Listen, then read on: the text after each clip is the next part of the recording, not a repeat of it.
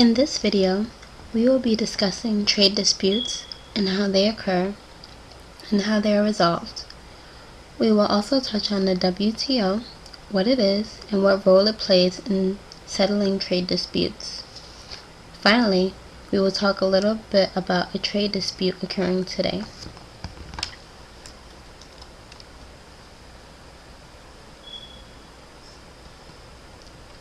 A trade dispute, in international economic terms, is when two countries or a country and other members of the WTO disagree over one's import restrictions or trade policies. But before we go on to discuss how a dispute occurs, let's first quickly go over what the WTO is. WTO stands for World Trade Organization. This is a global organization whose main focus is dealing with the rules of trade between nations. The ultimate goal is to encourage non-discriminatory trade transactions among countries and their importers and exporters, and the goods and services they produce.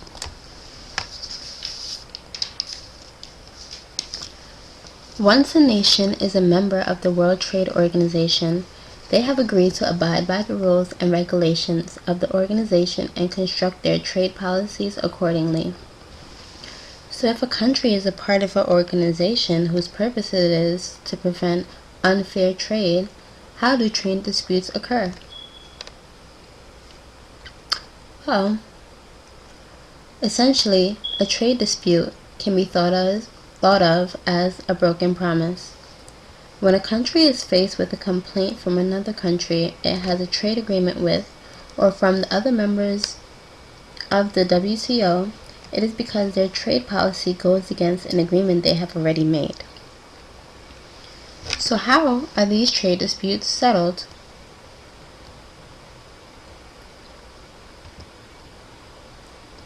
The WTO has a procedure to follow in order to reach a dispute settlement. One significant factor in this procedure is time. Each stage has a different time restriction and deadline for it to be completed. Settlements with no appeals should not take longer than 1 year, while settlements with appeals are given a time restriction of 15 months. Without this time restriction, the process could be dragged out for great lengths of time without ever being resolved. Here is a little explanation of each stage involved in resolving a dispute. The resolution of a dispute is the responsibility of the dispute settlement body, which is made up of all WTO members. This body has the sole power to appoint experts or panelists to consider the case and to accept or deny the panelists' findings or the motion to appeal. The DSB also is responsible for ensuring that a country complies with a ruling and authorize retaliation if they do not. The first stage is consultations.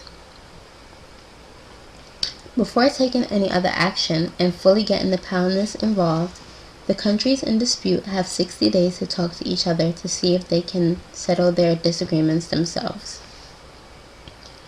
If consultations fail, the complaining country can request a panel to be appointed. This has to be done within 45 days.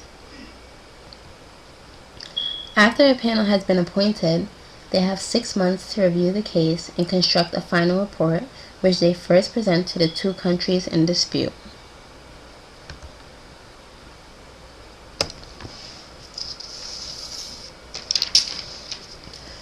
Three weeks after each side receives the final report, it is then dispersed to all WTO members.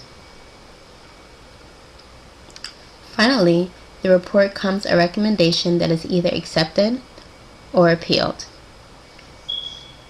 If it is accepted, the trade is resolved and the dispute is settled. If it is appealed by one side or both, it is then heard by 3 members of a permanent 7-member appellate body, which is also appointed by the DSB. Once the appellate body constructs the report, the dispute settlement body has to either accept it or reject it. This procedure, as you can see, is pretty similar to many legal systems, such as the one used here in the U.S. Finally, let's discuss the current trade dispute concerning the U.S. sugar industry and the Mexican sugar industry. There have been complaints made by U.S. producers of sugar which accuse Mexican exporters of dumping. It is currently being investigated whether or not Mexican exporters of sugar benefited from subsidies which allowed them to sell their sugar in the U.S. at a much lower price. This led to the sugar market price dwindling. If it is found that dumping has indeed occurred and the ruling is in favor of the U.S. sugar producers, the penalties on the Mexican imports could be up to $1.1 billion. For more information regarding trade disputes, please refer to these links. Thank you.